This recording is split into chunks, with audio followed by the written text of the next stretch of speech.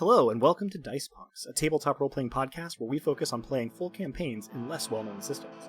This week in episode 14, our Nobilis attempt to apprehend the root of the problem with fury.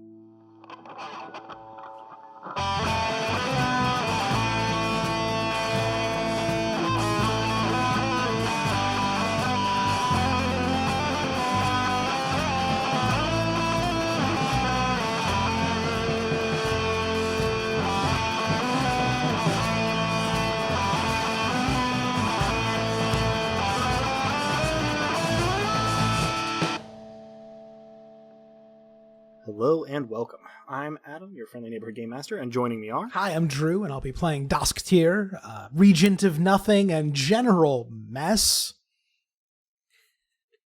I'm Robin, and I'll be playing Lissa Crate, who, just for today, truly feels like the Duchess of Fury. Also, I said Regent, not Regal, so I could just record that again if you want to replace it. That was a stupid thing. Both actually apply. Then so great. If you're happy with Regent, then Regent's we're good. Regent, Regal, Regulus, whatever. We got it. Regulus of Nothing. Excellent, and thank you. Before we get started, let's briefly recap any character stat growth and the events of the previous episode for ourselves and our listeners. Do we have any XP expenditure this time around? I think I'm saving my pennies. Yeah. Fair enough. All right, our recap this time goes to Lissa, if you would do us the honor. I usually welcome nighttime visits, and Apatia's appearance in our room initially seemed to be no exception. She invited us on a stroll to commune with her god, Nyx. As we walked, I became concerned. Not only did Apatia seem like a devout follower of Nyx, even going so far as to claim that she was made to serve, but Nyx clearly has a vision for this land that does not leave room for its cultural heritage, or other gods for that matter. I resolved to let the matter lie. Apatia had been so hospitable after all, and the walk was mostly uneventful. We saw some beautifully wrought depictions of powerful beings that were part human, part animal. The rock from which these images were carved called out to me and even provided me with a break from my incessant discomfort. There was also a strange occurrence in the woods, a flare of fury that caught my attention and promptly transitioned to fear when I tried to make contact. Our arrival at Kilada should have been joyful. I've never seen such wonders, but their beauty comes at too terrible a cost. Apatia, as it turns out, was behind the attack on Fury, apparently at the behest of Nyx. And the happy, carefree people of this land are that way because they've had their fury cut out from them. And worse yet, Apatia asked us to help her. I made my displeasure known, and Apatia sat to meditate and commune with Nyx. As my anger grew, there came an answering flare of fury, followed by what sounded like the roar of a fearsome panther. We cannot choose what we are, but we can choose who we become. And, dear listener, today I choose to become a feeling incarnate. That's an excellent note to start on. So to lay the scene here, before our listeners, the discussion with Apatia had gotten not heated per se, but contentious, as she tried to make a case for Nyx's law of serenity. She had gone in some distress to try and commune with Nyx, as the feline scream broke the silence in a twilit Kilada. And that's exactly where we pick up. And perhaps the first notable detail here to give us our kind of reactions is that Apatia does not react to the sound. She continues to sit in contemplation without any particular sign that she heard it, although she must have, according to what she told you, heard it, felt it, tasted it, smelled it, and so forth.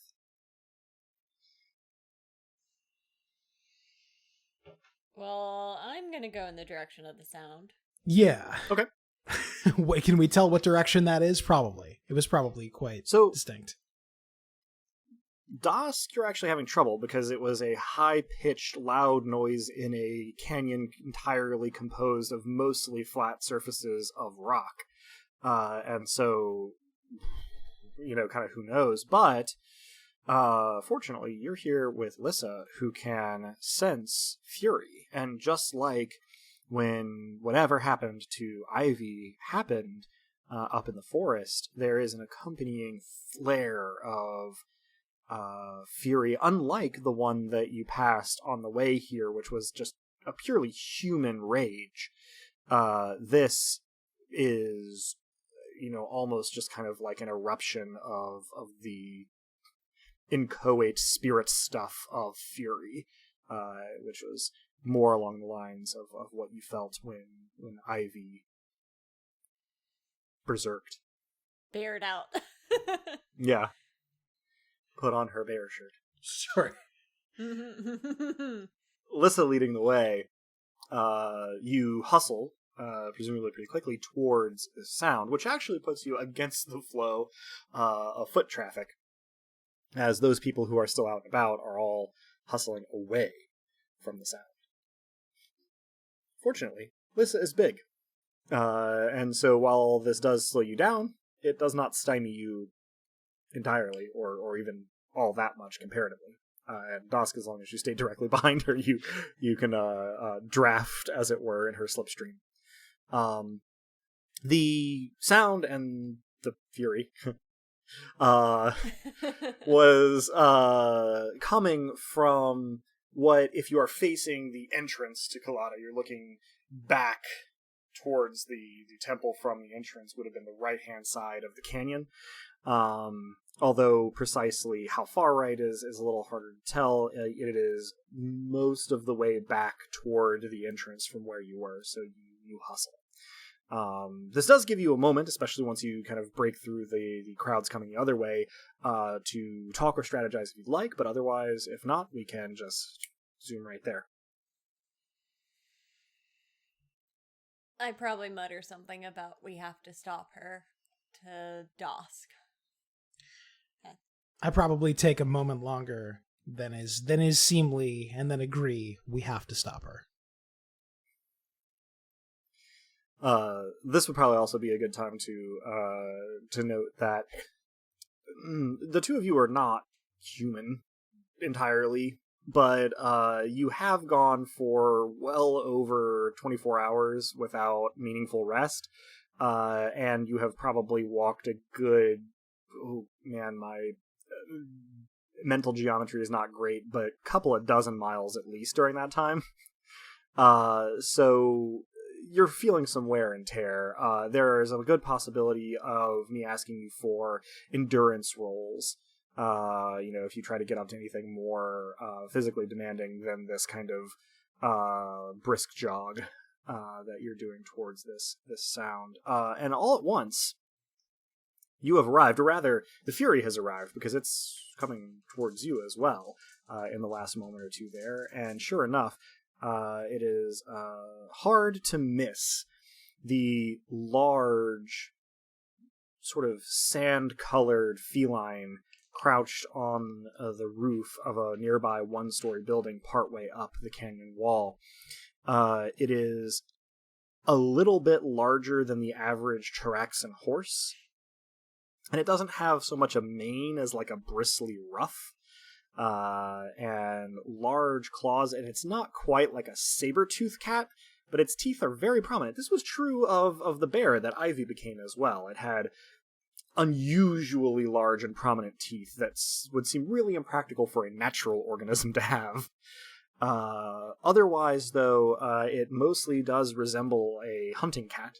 and it is regarding you from sort of a stalking crouch from on top of this roof, tail lashing low side to side, and a growl like an idling backhoe engine, sort of rumbling as it watches you somewhat warily, if twitchily.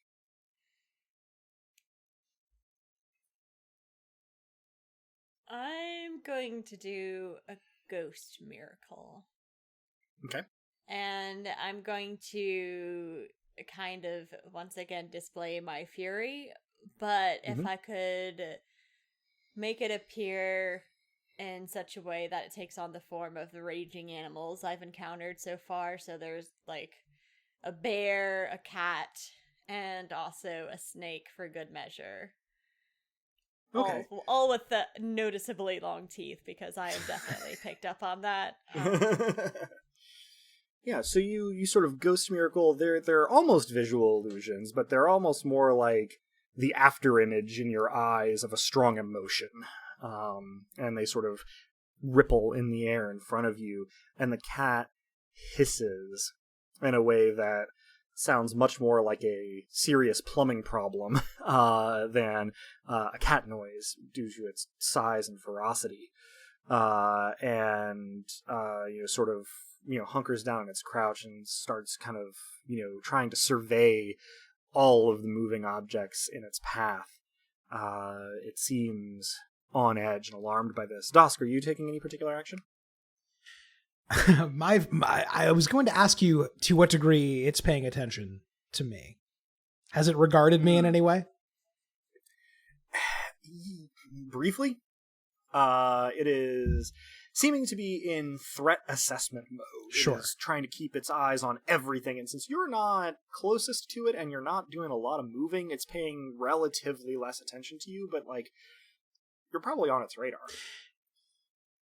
If it were to see me, it would see me assuming the aspect of nothing, even for a brief moment, and I would be gauging its reaction to that. Okay. After you have used the aspect of nothing on it, it does not regard you again. Okay. Listen? I am going to call out to it and say, we met Ivy. We know what's going on here and we want to stop it. We're friends. It does not give any particular sign of having understood you, although it also does not take any particularly hostile action, which seems like an act of restraint given that you can directly sense the fury rolling off of this thing in waves, right? Like, keeping it still is actually kind of a Herculean task. At about that moment, however, a local woman in relatively fine clothing, nothing like what the Tears wear, back in Ferret, but, seemingly relatively expensive, sort of Diamacor standards, comes sprinting into the small open area before this house, and starts hucking rocks at this cat and screaming at the top of her lungs. Now, she is talking very quickly, which is something that is done in Diamach for emphasis. So it is hard to catch, but if you would like to roll your language skill, you can try to catch some of what you say. Yeah, I mean, I'll roll for sure. I definitely will too. So that's 6 for Das, and how many? 3. 3 for Lissa. 2 4s over here. No sets. Okay. Dusk, you are barely able to pick anything out of this whirlwind of human speech. But one thing is repeated often enough that you pick up on it after the second or third time. And part of what this woman is screaming at this cat is, let her go. The cat, being pelted by the rocks, immediately turns his attention to this woman, and right around the time, Dusk, that you are able to parse let her go, the cat is sort of tensing to pounce on this woman. You have moments if you wish to react. Time being of the essence, the first thing I do is I repeat the sentiment in a way Lyssa can understand. I say, let her go, and I say it as loudly as I can so that the cat perhaps turns its attention to me. Okay. And without the context, until Dusk yells at here, any action from Lyssa? I completely misunderstand who needs to be freed, and lesser creation of fury and the woman pelting rocks, but I try to redirect her fury away from the cat and towards the big sanctum of Nyx, deep into the city. Okay. Roll a command inspire to get the effect that you want from this fury. There is a minimum height requirement here. 2 7s. I Well assume done. I still had my master. Yes. Okay. I did not assess a penalty. I know you said die it. on Okay, there. I know you said a maximum height, but I wanted to clarify. 2 7s. Yeah. A penalty would be assessed in an instance of something sort of unpredictable or complicating to doing the task, whereas a minimum height is just like, you have to do it at least this well for it to work here. And that's more what we're going with at this point. So, you create the fury, in this woman at the Temple of Nyx and all that it stands for. And she looks kind of dazed for a moment, and the cat leaps. And I'm actually going to roll for the cat. And potentially for the woman. We will see. Ooh.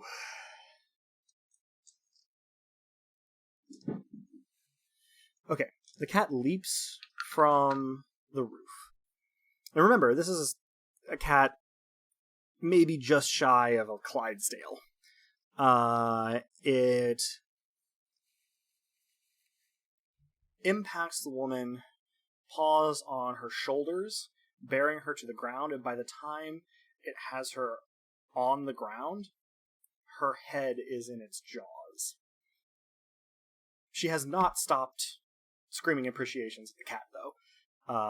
And this is all happening very quickly, but actions Dusk then Lyssa. I'm having all of the exhalations that you're hearing in the space of a moment, of course, dear listener, because things are happening, as we said, very quickly. What does one do with nothing in a situation like this? Well, I suppose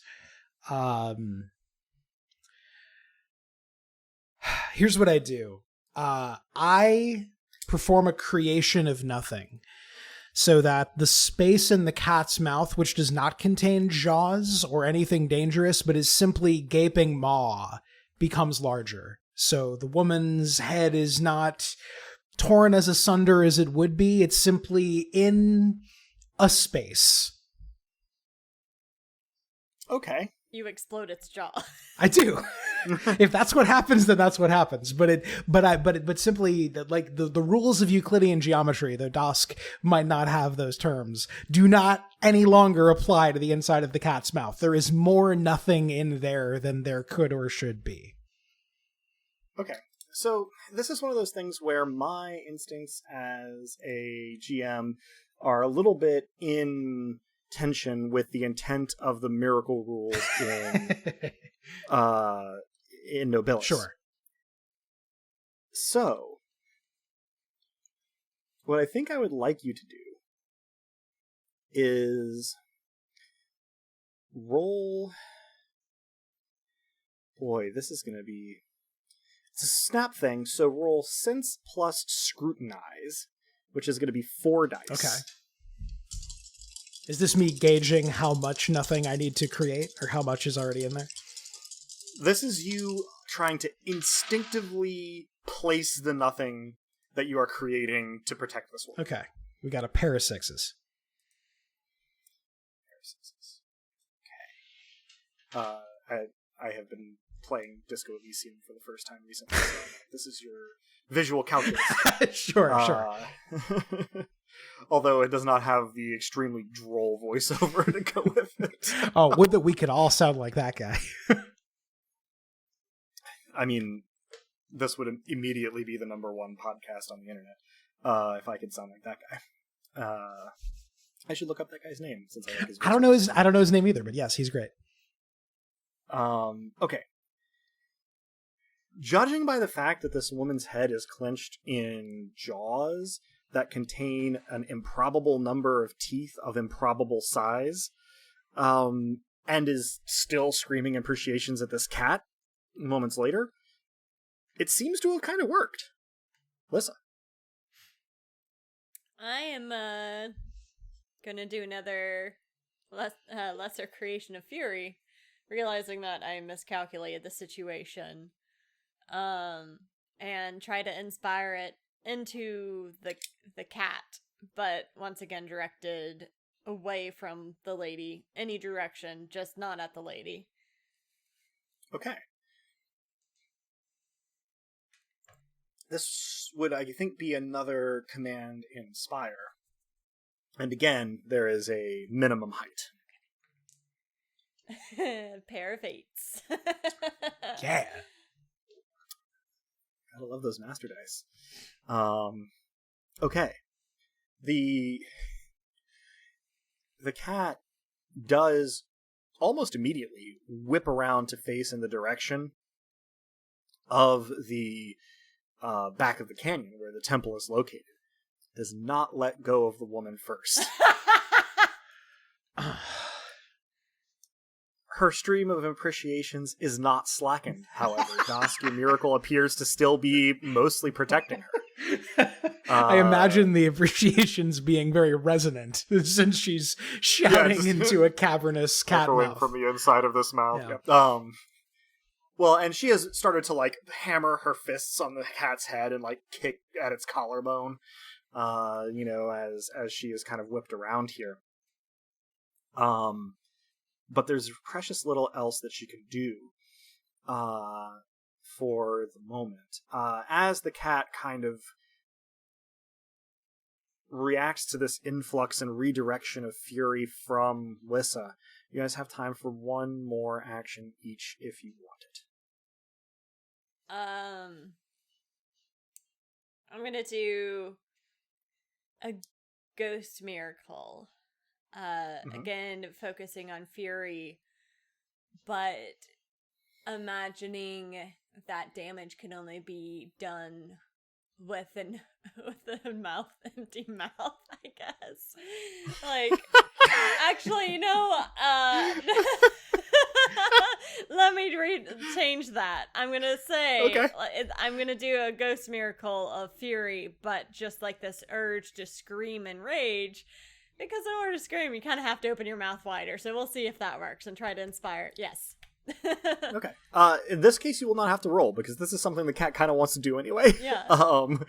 So the cat opens its mouth, drops the woman, who sort of unceremoniously just kind of puddles on the pavement for a moment, without again doing more than pausing for breath in yelling at this thing.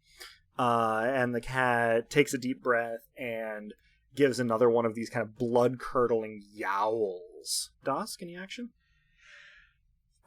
Is the cat still in motion as it yowls? This is something I could notice split second. It has paused momentarily to release this cry. It has paused. So while it has paused, I've having learned something from when Ivy was a bear, I managed to make her glitch out a moment, well, in full stride by increasing the amount of nothing in between her strides.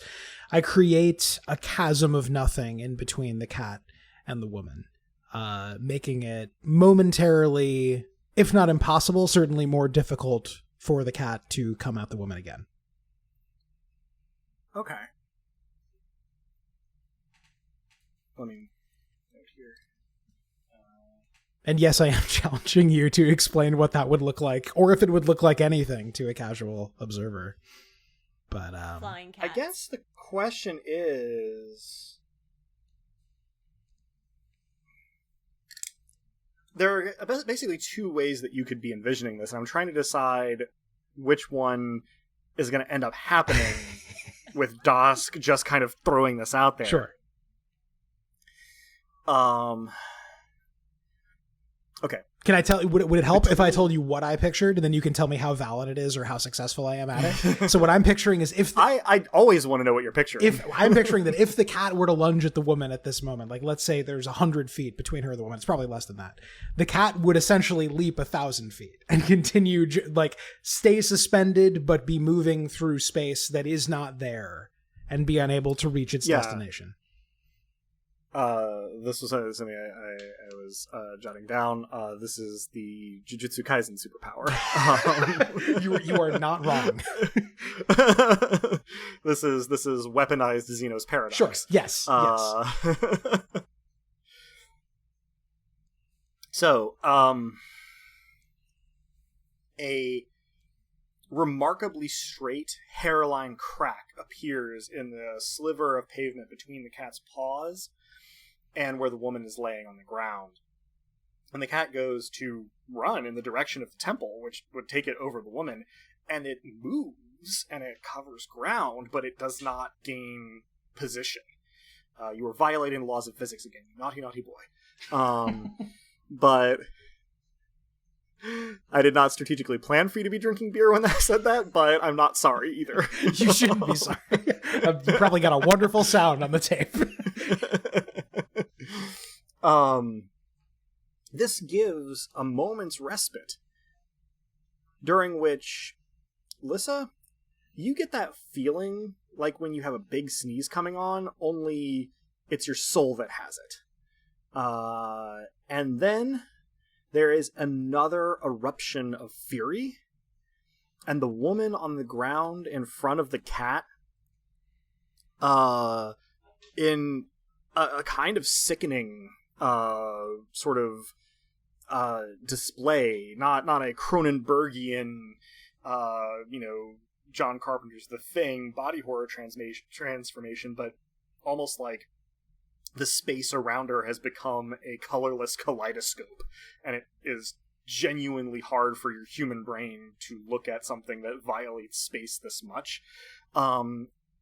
In a matter of moments, her image has sort of like shattered in 3 dimensions, and sort of expanded, and then sort of standing there in front of this cat and growling very deep in his throat is a roughly hippopotamus-sized gray wolf. Of truly terrifying description, with the sort of spiny ruff and the too big teeth. So many animal friends. This is one of those moments where being the regal of nothing, when you say there is such and such a thing before us, there's a part of my brain that wants to say, no, there isn't. That's my miracle.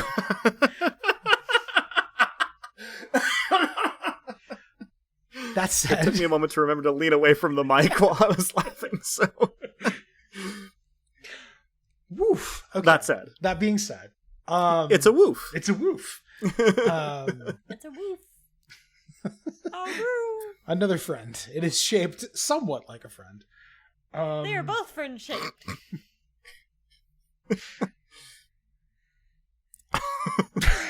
I'm imagining now what Kirby would look like after stealing each of these powers. if anybody hasn't heard this, that's the thing about Kirby, right? Kirby is shaped like a friend. In any case, yeah. So this hairline crack of infinite nothing still extends between this cat and this wolf. And as the wolf clambers to its feet, the cat tries to launch itself at the wolf, to no avail because of Dosk's miracle. So at least as long as that minor creation lasts, they will appear to be running across an endless, you could call it a courtyard maybe, toward each other in combative postures.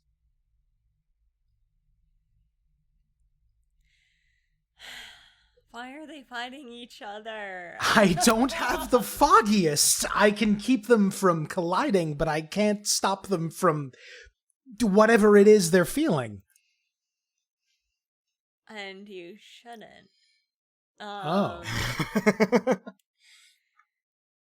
I'm just... So they're both trying to get at the other. Yes. Damn it. Ugh.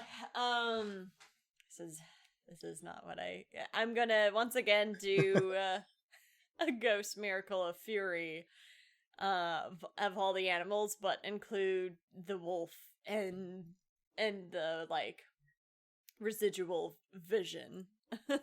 Okay. The miracle takes, they are not paying any attention to it. They seem to be sort of tunnel visioned on one another, and Dusk, you're not sure how long this lesser creation is going to last. It's localized and specific, but it's a lesser creation. Why couldn't you do have the courtyard to yourselves? Why couldn't lady also been a cat lady? Yeah, I was gonna say this woman who's shouting invective at the monstrosities. Can we get her to safety and perhaps ask her what in creation is going on? How she's on the other side of this chasm in the laws of physics that I've created, right? She is the wolf. She is the wolf. Yeah, she is the wolf. Of course, she is the wolf. Yeah. No, there's no way to. You're right. There's no way to unwolf her, at least at the moment. Yeah.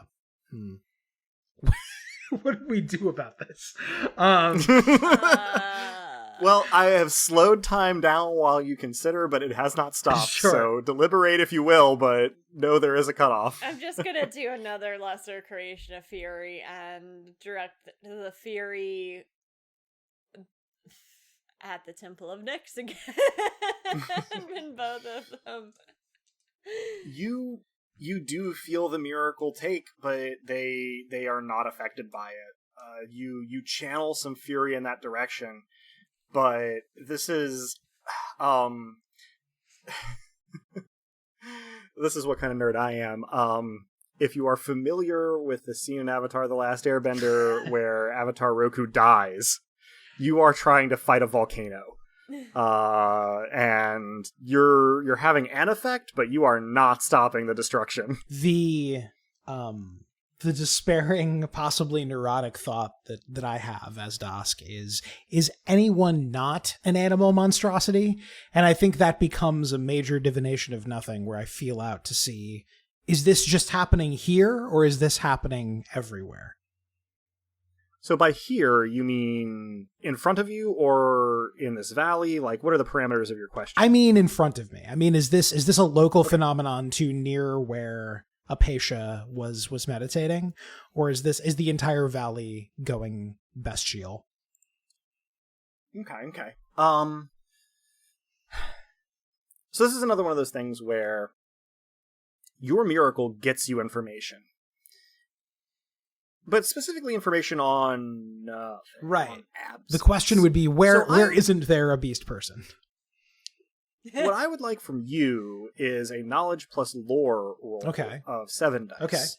Okay. To interpret the information that you get in a way that is useful to you in this moment. Okay. I want the listener to know Des is spamming entertaining chats at us while we do this that are sometimes related and sometimes not. Okay. It's been fun, especially trying to keep a straight face. It's been a challenge. That is 3 7s. Lucky sevens. Wow. Okay. First, you're sort of overwhelmed by this, and you think for a moment that there are just a bunch of beast people in this large valley. Not just the canyon, but in all of what appears to be all of Diamacor that you've seen. But what you realize as you process the information, as you bring your rational mind to bear on it, is you perceive the nature of the things in front of you through the information that you've gotten, and they're different, right? You are like, where isn't there a beast person? At first it seems nowhere. But what you've really gotten is, there's nowhere that there isn't a beast. Beast people are directly in front of you. The other beasts aren't people yet. That is somewhat opposite to the way I thought things progressed. I make an attempt to convey this to Lissa, that it seems the domain of the beast people is limited, but beasts which may become beast people, may be impeopled at some point in the future, seem to be legion in this valley. Did you hit your head?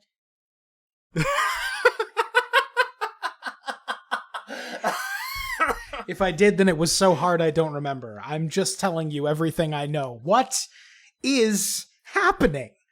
I don't understand any of this. I thought that, they just turned into animals when they were angry, but now you're telling me that there's beasts everywhere that occasionally jump into I don't know. It seems possible that when we see a beast person, it's a beast and a person, not simply a person who's big. Let me start over. I don't know what's happening. I'm just gonna do a divination of fury and see if I could sense any beasts in addition to cat girl and she wolf. This became so anime so suddenly. Is this a lesser divination for free or a major divination for 1 miracle point? This is gonna be just local to this, the city. Okay. All right. I don't need to know about the entire valley. I just need to know about this particular area. Okay. You don't sense any fury from your immediate area that isn't coming from you or this cat or this wolf.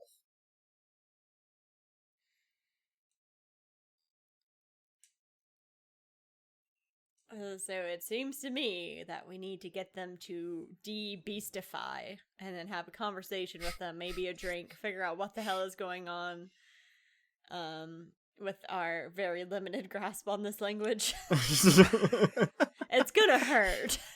Understanding now that the beast people are dipartite, not merely people in beast mode and not merely beasts in people mode, but beasts and people at once.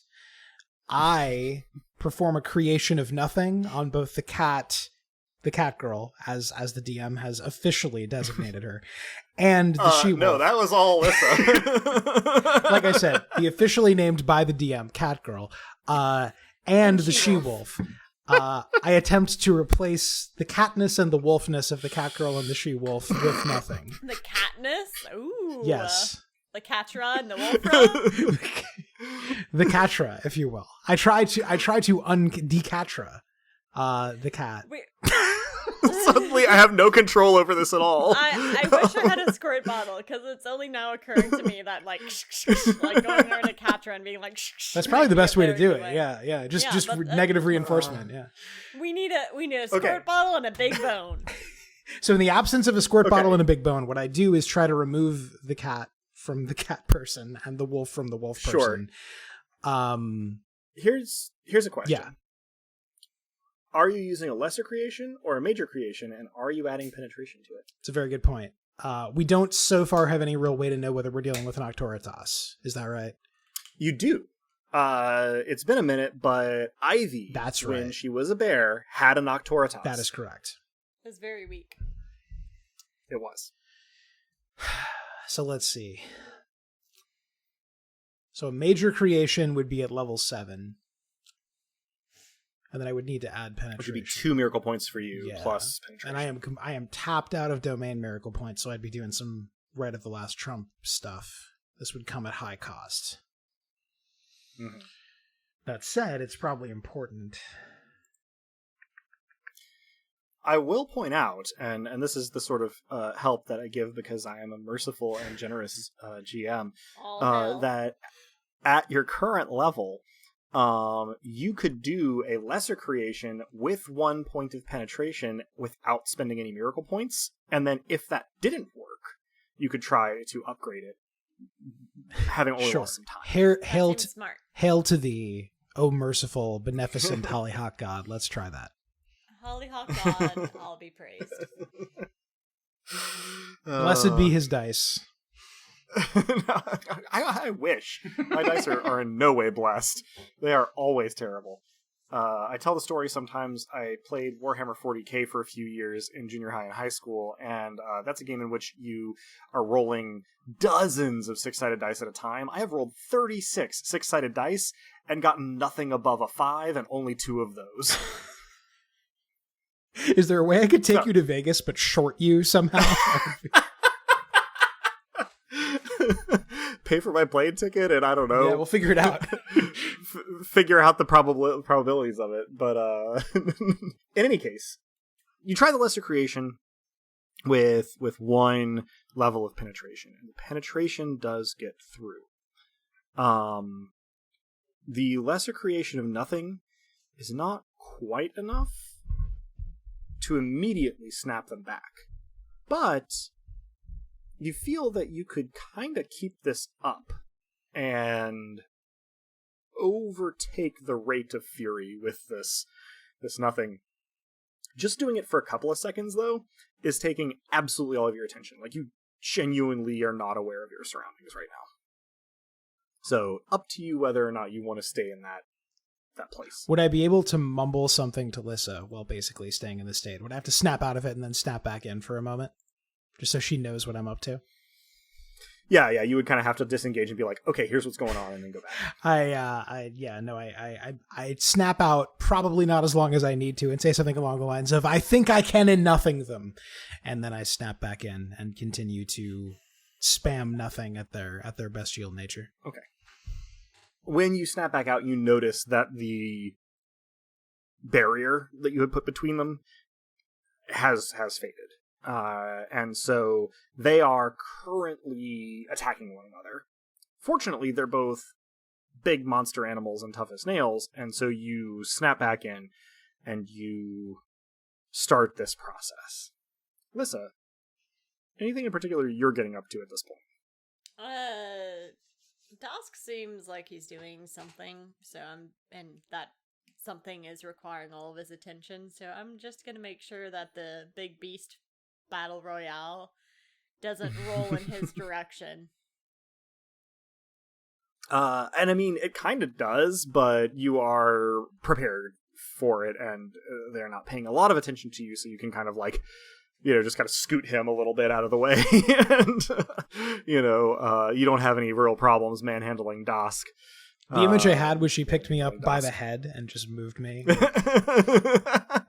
a chess piece. Yeah.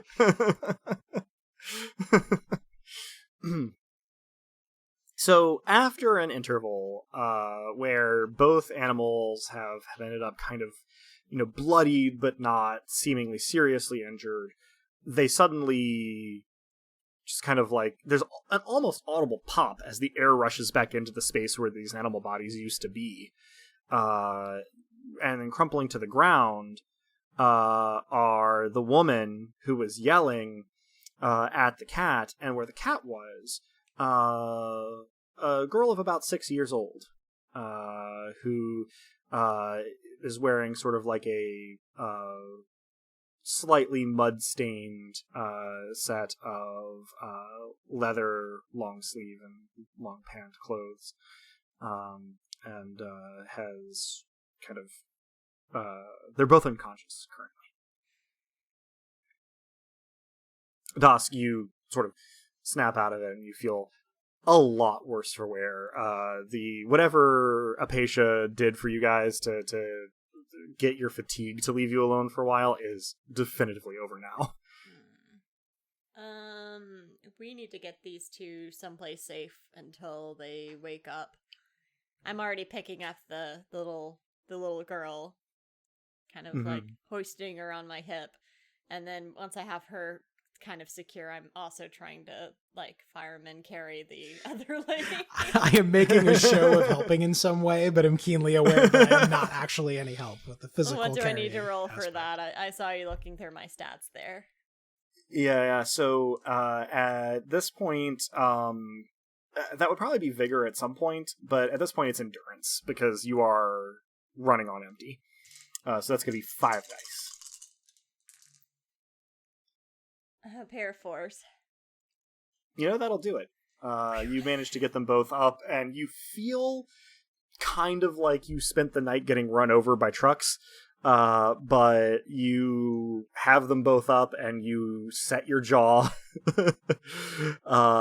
and you look around for a place to take them. You, as newcomers here, honestly don't really know where to go. Is anyone in evidence to ask where to go? They all ran from the cat, so there is nobody around. Anything that looks like it might be an inn. Well, you remember seeing some. Yeah, you remember seeing some that were pretty clearly lodgings back toward the entrance, which you're pretty close to at this point, and back toward the main drag. So you head away from the canyon wall toward the middle, and back to the gates.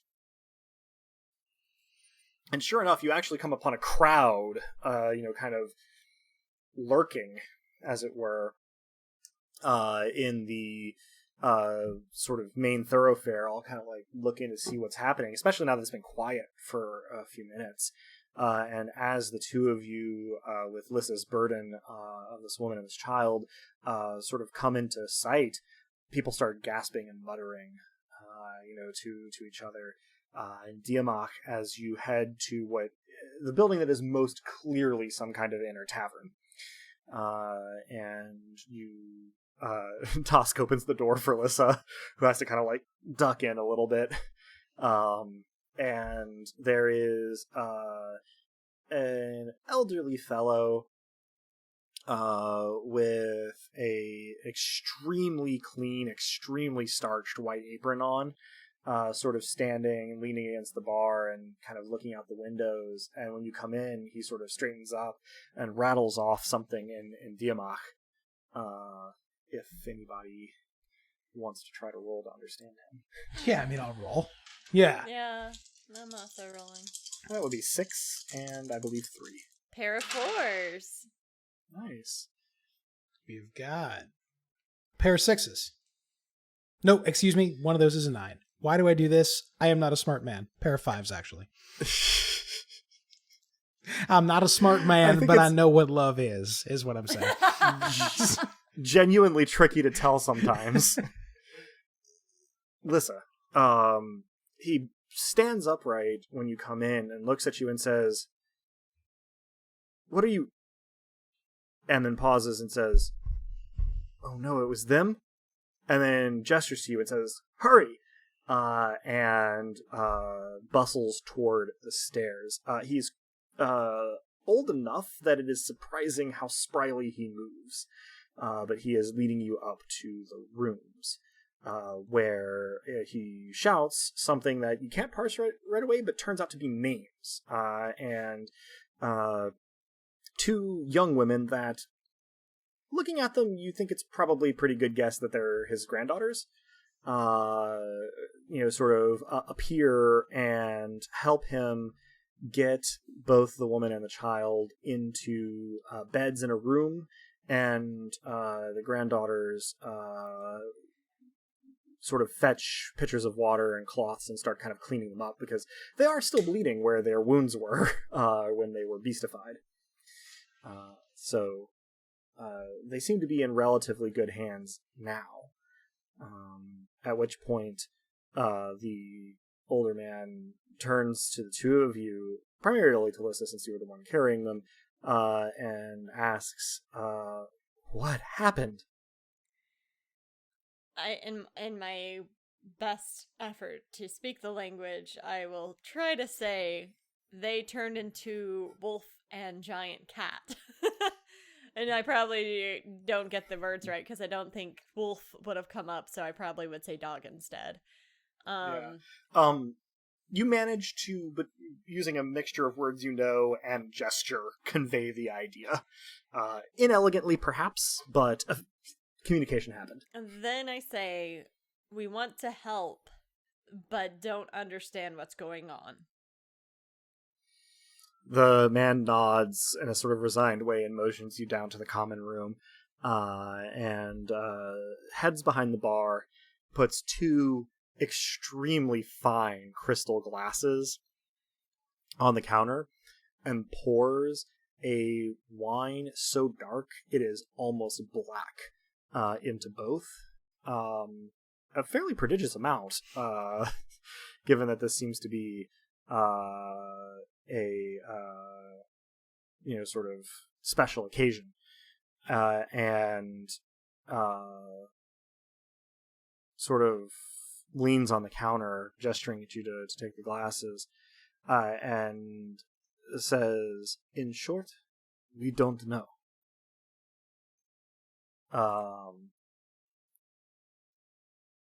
The sort of brief pause that he takes after that seems to convey a mountain of weariness. And he sort of rubs his head and says, "These are the first in the city. The others have been outside." He seems to have understood that you guys are new to the language, and so is trying to speak slowly, which is still kind of fast for your ears, but using relatively simple language. And he just says, "Sometimes people change, and whether we get them back or not," and he shrugs. They sometimes stay as an animal. He sort of nods noncommittally. He says, "That's what we think, and generally the ones that don't turn back, we don't see." And when they do turn back, what turns them back? He spreads his hands and shakes his head and says, "It is not known. Sometimes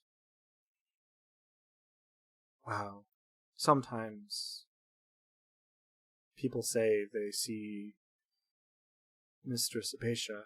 Sometimes they say no such thing. Sometimes when we find them, it is late."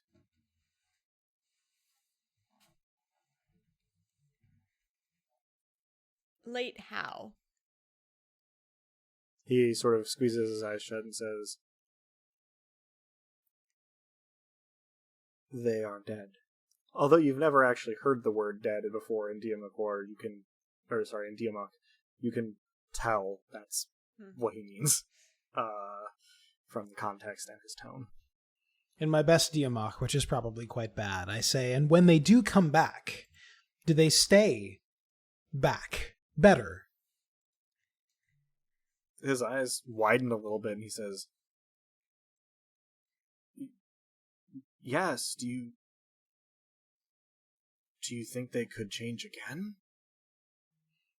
I wave off the idea vigorously. If you've not seen it, then certainly not. He looks a little bit reassured. We don't know what's going on. We just know that Lady Apatia mentioned that she was having to fix people and remove fury from them. He furrows his brow, and at first you're not sure if it's because of your lack of facility with the language or because of,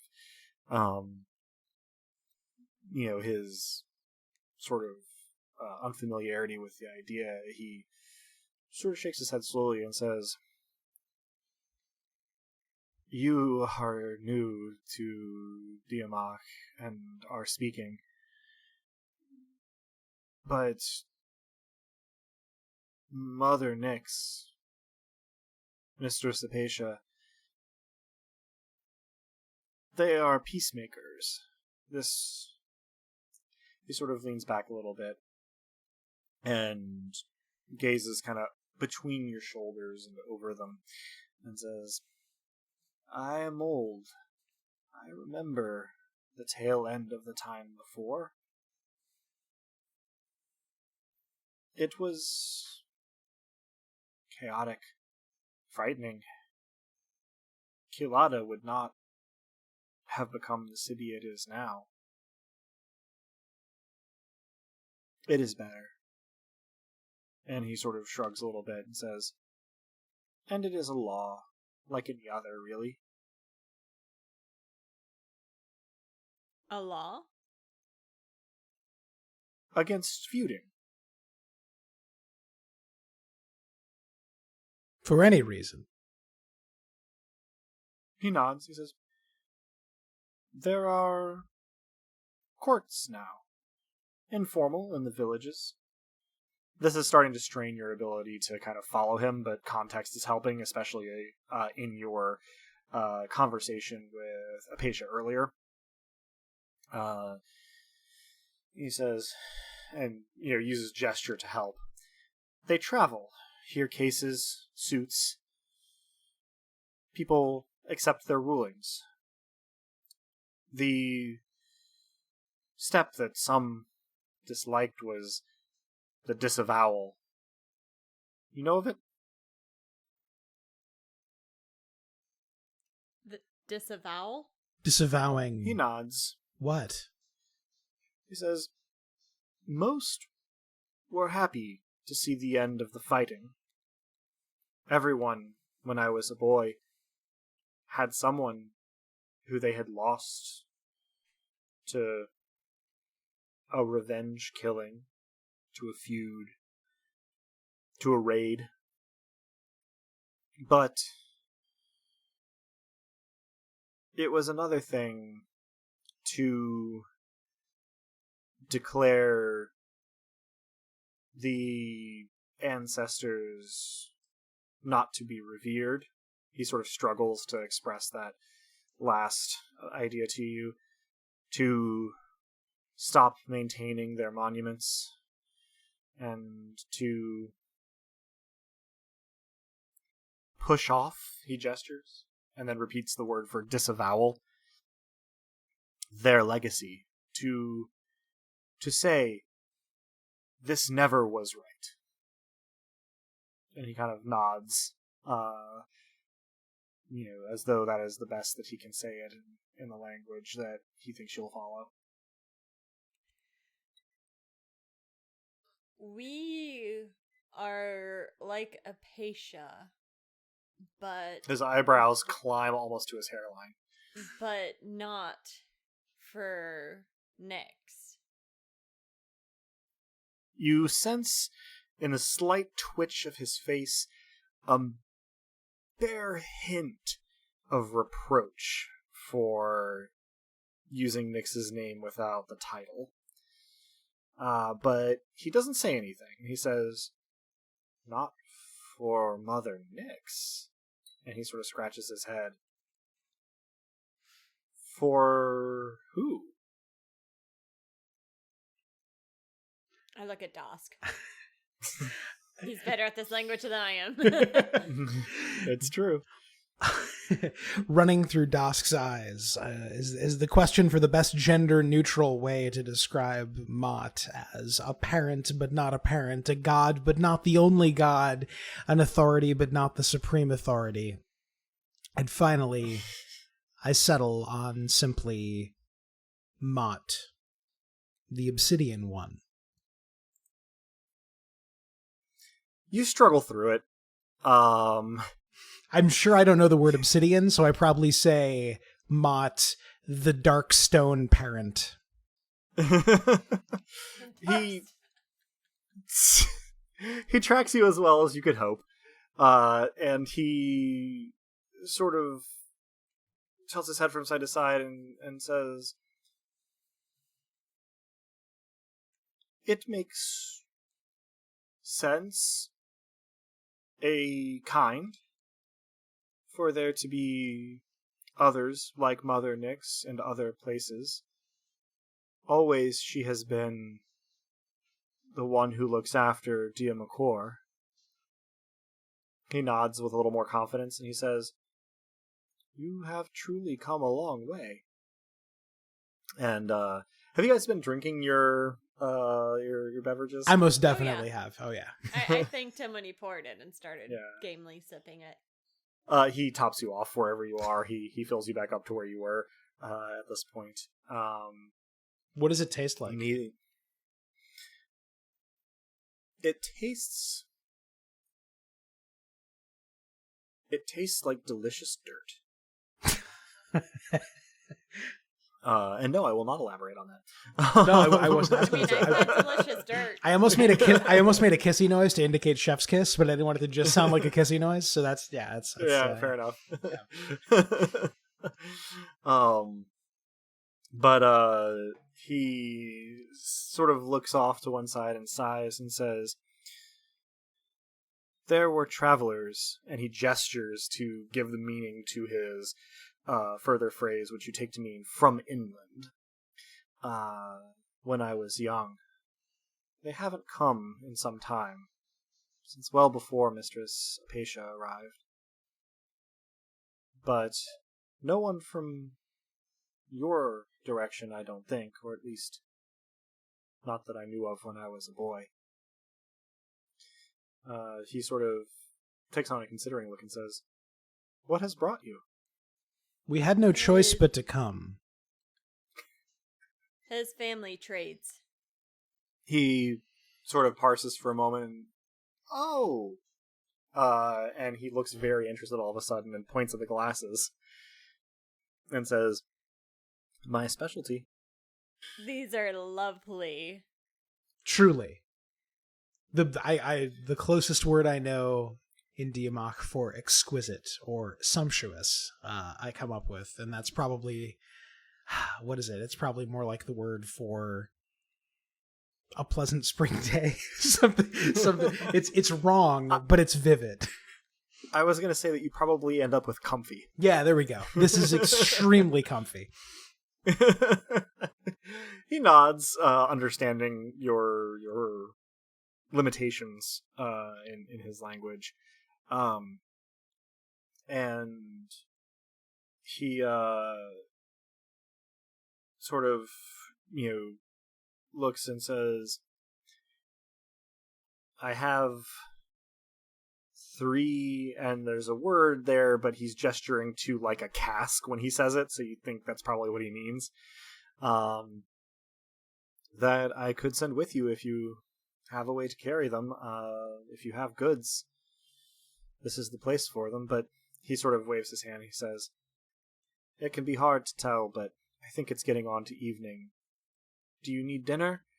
I will have regulars soon." Again, you supply regulars from context and gesture more than anything else. I think we'd be foolish not to accept food and Yes, bed. Yeah. And I hold my hand out and like in a greeting handshake gesture and say, "My name is Lissa." He shakes your hand gladly, although he seems amused by the somewhat exotic, I suppose, custom. And introduces himself as Urmet. I greet Ormat in the same fashion, and I play it up as though this handshaking business is a very big deal where we come from, and he should have the full experience. He sort of smiles at the introductions and welcomes you to Kilada, shows you to your rooms, and supplies you with some bowls of very savory stew.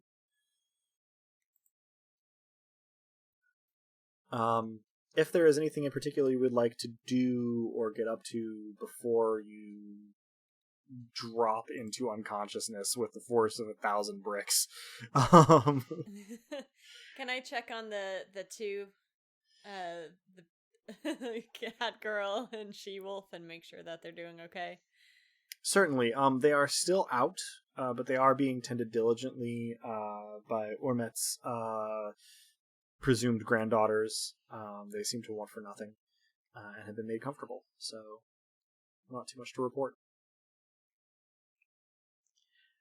I attempt another drive-by anchor communication. It has never before occurred to me to try and communicate with Uncle Melly in this fashion, but I reach out to see if I can. It comes worryingly naturally.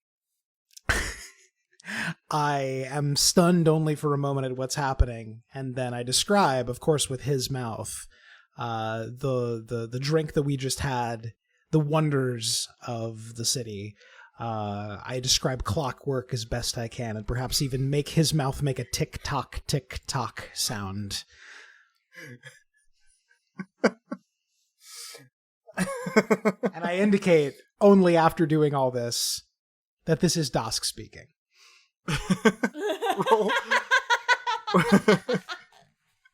Roll charm plus graces, 5 dice. You bet I will.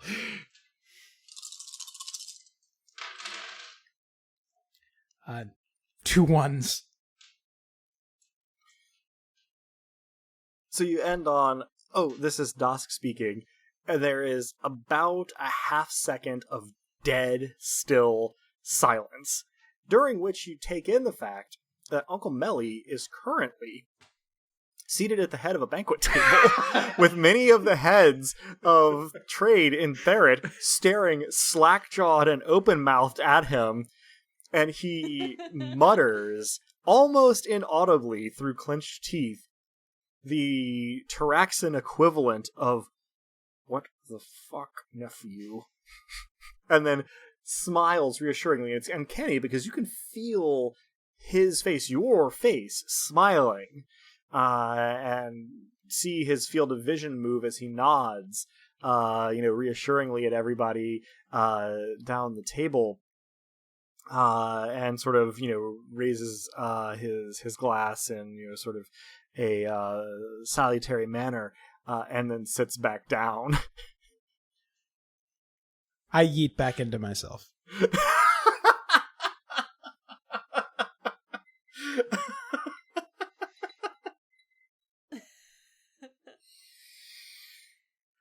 Marvelous. Lissa, anything in particular you're getting up to after you check in on the 2 animorphs recovering in their bed?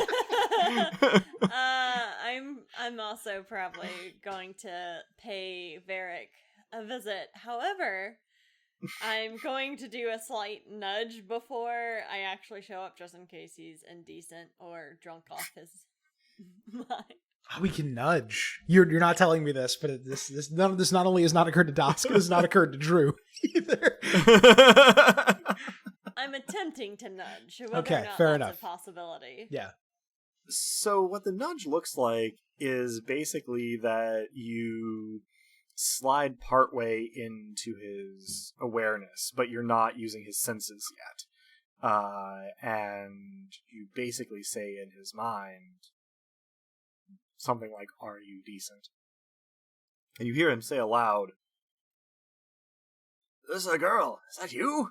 Where are you?" I take that as a indication that he's decent and just kind of go fully into his awareness and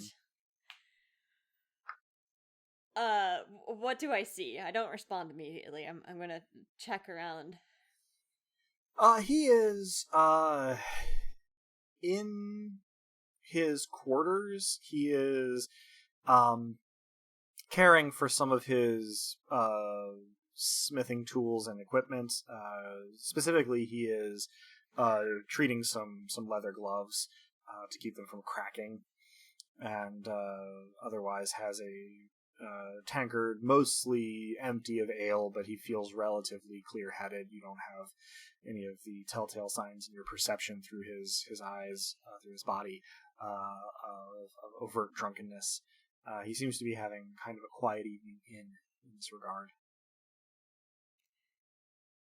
Once I realize that he's by himself, I say, I almost made a mistake. He quirks an eyebrow, which you can't see, but you can feel, because it's your eyebrow at the moment. And he says, "Oh, hell, we all make mistakes, girl. How bad could it have been?" There's no good way of describing it without giving you a bit more context. So I thought that someone here that's like me, but working for someone who is not the Obsidian God, was taking away people's feelings, but I'm pretty sure that she is just trying to prevent them from being possessed by animals that would transform them into rage creatures. And I almost sent a 6-year-old girl that was a rage creature in her direction. There's a brief but extremely deep pause. He says, "Sounds like you've been busy. That's heavy. But it sounds like you didn't make the mistake. It sounds like you did just fine, really. Is the girl alright?" Seems to be. "Well, what's the harm then? You almost made a mistake, but you didn't make it." But I still may make the mistake, just not with her. If the animals or whatever these things are the only source of fury around here, and what the girl who is like me that works for a different god is doing is what's causing me the pain. He nods slowly, which again you feel because it's also your head. He says, "Sounds like a right bastard of a situation, really. But I think you'll see your way clear. I was there, you know." And he just kind of trails off. But he says, "And I still think you'll do the right thing given the choice. You should trust your judgment more." I don't know, because sometimes my judgment gets clouded and suddenly I lose my temper. He chuckles a little bitterly. He says, "I've seen it. But the thing is, I've never seen you mad about something you shouldn't have been mad about. Sometimes it gets out of hand." And he pauses, and you actually, he tries to hide it, but you feel his shudder as he remembers. But he continues and says, "It's all about directing it to the right place, making sure that your fury has a target.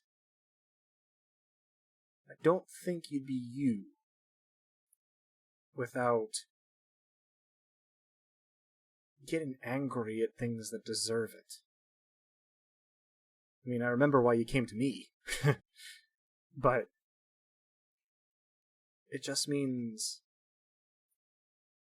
you can't be impulsive about it. You gotta make sure when you feel your fury rising, you know who it should be directed at." I don't know if I'm making any sense, really. Just an old man. Well, you've never steered me in the wrong direction. Well, I don't know. I made you a smith when, well, he could have been a lot more than that, but I'm flattered you think so. And speaking of, I've got a few new tricks to show you when I get back, and I'll try to grab you some of the amazing things here. I think you will... Oh, at the forge. Well, I look forward to it. I hope we'll have some downtime. He has finished with the gloves while you've been talking. He sort of sets them on the table and takes a swig from his stein. Thank you, Varric. If I can't be of help to you, what good am I, lass? You're the demigod here. Ha! Never thought I'd say that. You and I both. And let's just stick to lass for now. Well, you'll never have to worry too much about that from me. I saw you burn yourself at the forge too many times to be in too much awe of you, but I am impressed with what you've become. So, just know that when you're not feeling like you can trust yourself, I still trust you. That's enough. Thank you. And then I just go. I eat myself back into my own body before I have to feel feelings. Being back in your own body does not save you from feeling feelings, but it does save Varric from experiencing them firsthand. You would return to Dosk snickering, and saying, "Are you back?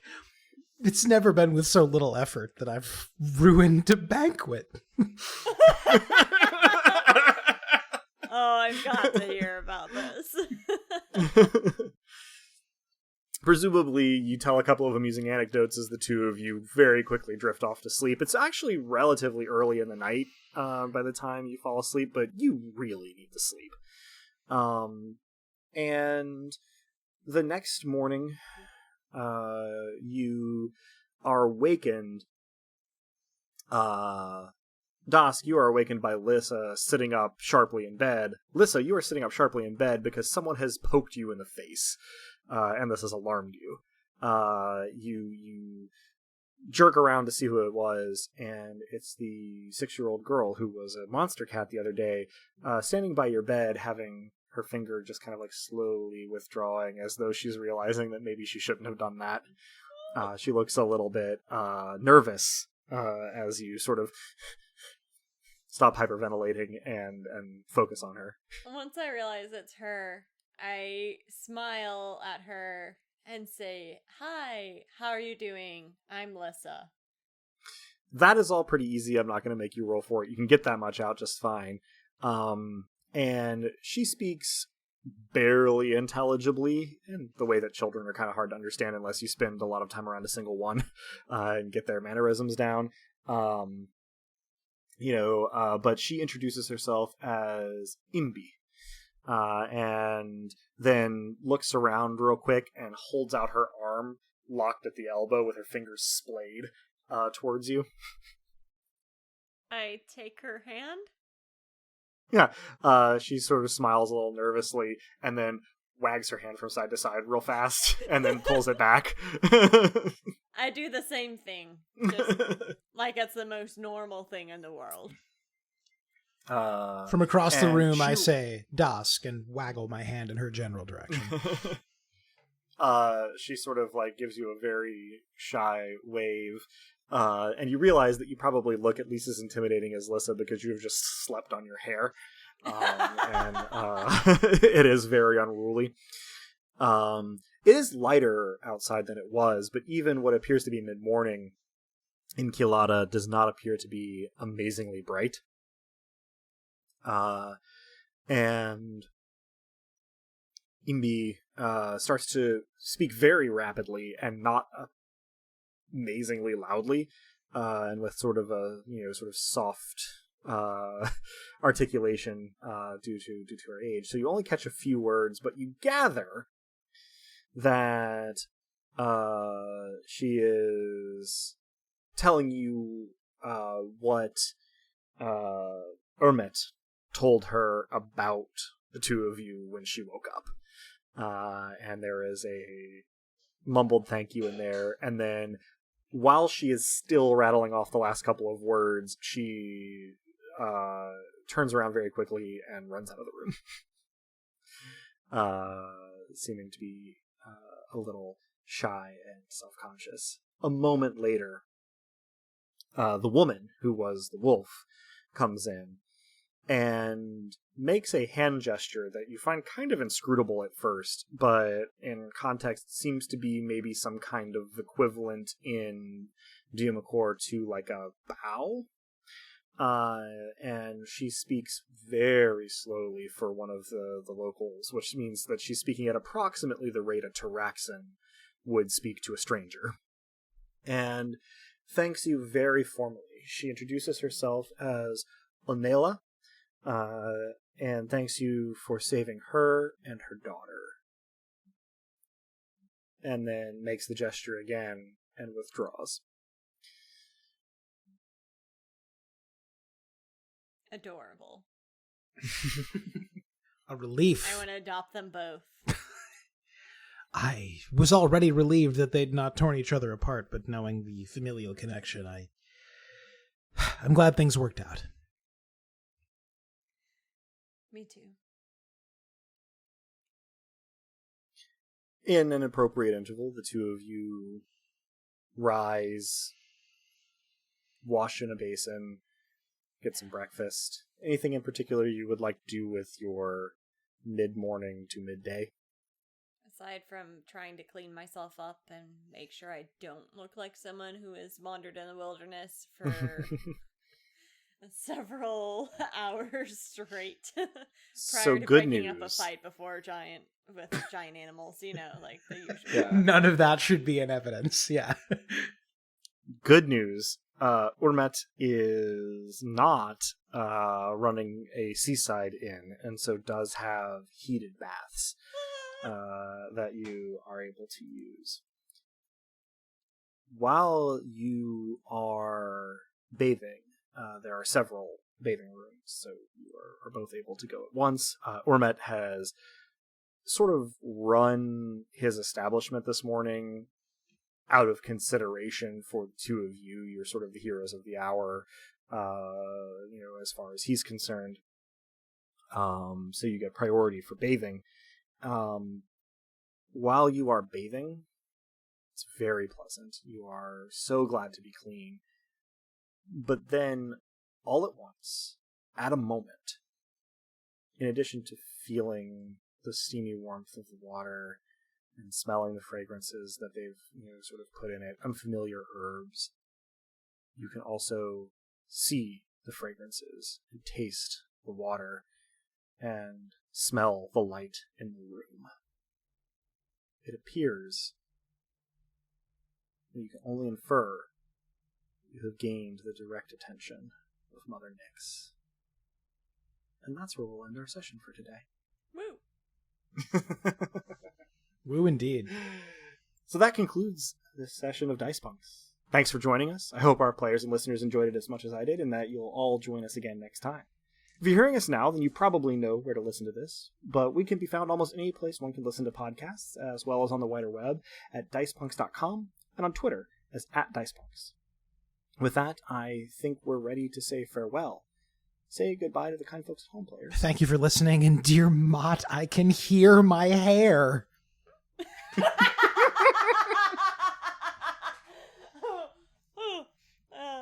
Thank you for listening. I don't have a good follow-up to that, so I'm just going to instead say that give yourself grace if you make mistakes. Yeah.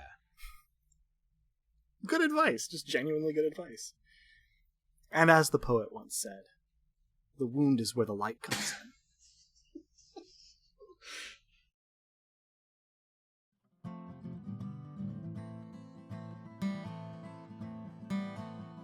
Thank you, dear listeners, for tuning in, and stick around through the admin stuff. There's a heartfelt Lissa's line waiting for you at the end of it.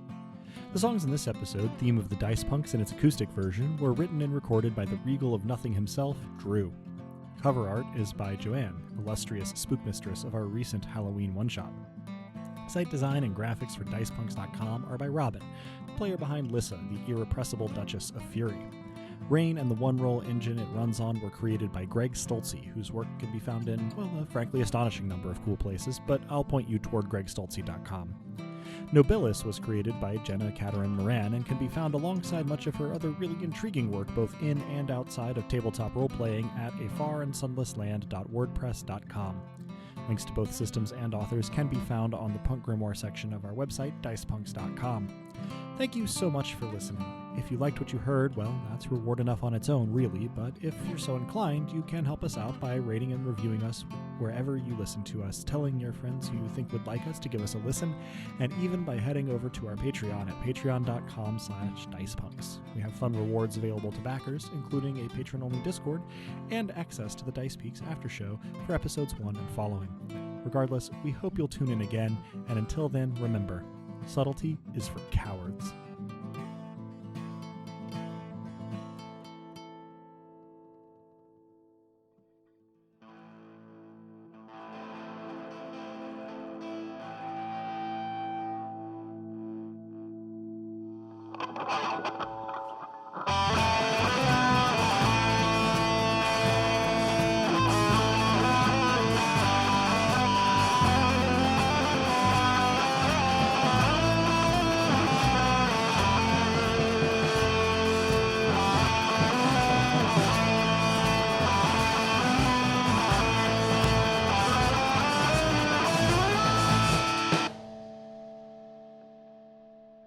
Sometimes it can be a little bit overwhelming to feel, but don't fight it. Just give yourself just the space to sit in the moment, feel your feelings, and I'm sure it'll be less overwhelming soon.